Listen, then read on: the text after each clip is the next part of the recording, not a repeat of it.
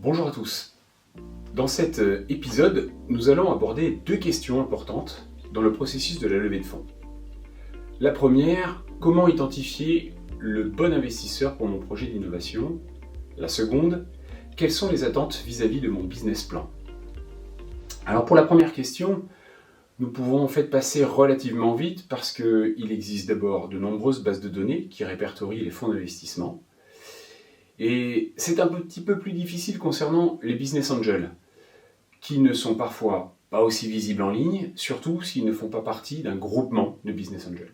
Alors pour ces derniers, un petit conseil tout simplement, il ne faut pas hésiter à demander au premier que vous aurez l'occasion de rencontrer de vous donner les coordonnées du second. Alors avant de prendre contact avec un fonds d'investissement ou un business angel, il est indispensable de se renseigner sur ses critères d'investissement, c'est-à-dire le ticket moyen de ses interventions, le secteur ou les activités et le niveau de maturité des entreprises qu'il privilégie. Des informations souvent publiques sur le site web. Passons aux attentes des investisseurs. S'il fallait le dire en une seule phrase, on pourrait dire qu'ils cherchent tout simplement des projets qui leur permettront de bien faire leur métier. Alors ça veut dire quoi? Ça veut dire en fait qu'ils cherchent des projets auxquels à partir desquels ils pourront tirer un revenu lorsqu'ils en sortiront, tout en respectant leur thèse d'investissement. Regardons maintenant plus en détail les attentes des investisseurs, ou plutôt les questions qu'ils se posent au regard de votre présentation. Pour faire simple, passons ensemble les briques élémentaires d'un dossier d'investissement. Tout d'abord, le problème que vous souhaitez résoudre ou les aspirations auxquelles vous souhaitez apporter une réponse.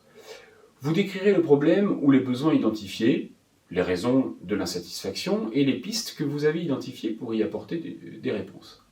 Alors de son côté, votre futur investisseur se demandera si les préoccupations sont vraiment dans le top 3 des préoccupations de la personne à qui vous avez l'intention de vendre votre produit ou votre service, si l'utilisateur sera le payeur, et si le problème qu'il ressent a vraiment de la valeur à ses yeux, naturellement.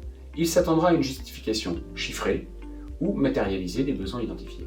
Concernant le produit ou le service, vous allez clarifier la proposition de valeur, éventuellement illustrée par un cas d'usage qui mettra en évidence les bénéfices attendus. Alors l'investisseur se posera les questions suivantes. La solution est-elle indispensable pour son utilisateur? A-t-elle un potentiel pour disrupter le marché? Y a-t-il d'importantes barrières à l'entrée? Et tout simplement, est-ce le bon moment? Si votre idée est protégeable, il s'attendra à le savoir, et à savoir surtout comment. Concernant le marché, dans cette partie, vous allez présenter des chiffres clés, des tendances de votre marché et les segments de clientèle que vous avez l'intention de viser. C'est ici aussi que vous allez présenter votre environnement concurrentiel et les avantages compétitifs. L'investisseur, que va-t-il se demander? Eh bien, il se demandera si les tendances qui dynamisent votre marché sont tout simplement durables. Si vous avez une bonne connaissance de votre terrain de jeu, naturellement, par exemple au niveau réglementaire, et si le marché de vos propres clients est bien orienté. Et enfin, bien entendu, il se posera deux questions concernant les concurrents. En quoi représentent-ils une menace? Où seront-ils quand vous serez vous-même sur le marché? Le modèle économique. Il s'agit ici de présenter la manière de tirer des revenus de votre activité, location, vente, publicité, commission, royalties, etc. Et de présenter vos principaux postes de charge. Les questions que l'investisseur va se poser? Le modèle économique, est-il durable? Permet-il de maintenir votre avantage compétitif? Permet-il de passer à l'échelle d'activité? Il cherchera à savoir quel est le coût d'acquisition d'un client et espérera que les efforts commerciaux seront plus ou moins inversement proportionnels au développement de l'entreprise. Pour un même euro dépensé, je vais avoir au fur et à mesure plus de facilité à acquérir de nouveaux clients. Alors la feuille de route, moment où l'on parle de ce que l'on a fait et de ce que l'on va faire, comment et avec qui. Les investisseurs seront attentifs aux incertitudes que vous avez déjà levées et celles qui vous restent à lever. Alors entre les lignes, ils aiment avoir une vision originelle du marché et que les ambitions soient à la hauteur du marché. Ils chercheront également à avoir une organisation RH et des moyens financiers justifiés. Viennent ensuite les projections financières, matérialisées souvent par un compte de résultats prévisionnel et un plan de financement. On dit souvent qu'une projection à 3 ou 5 ans est idéale.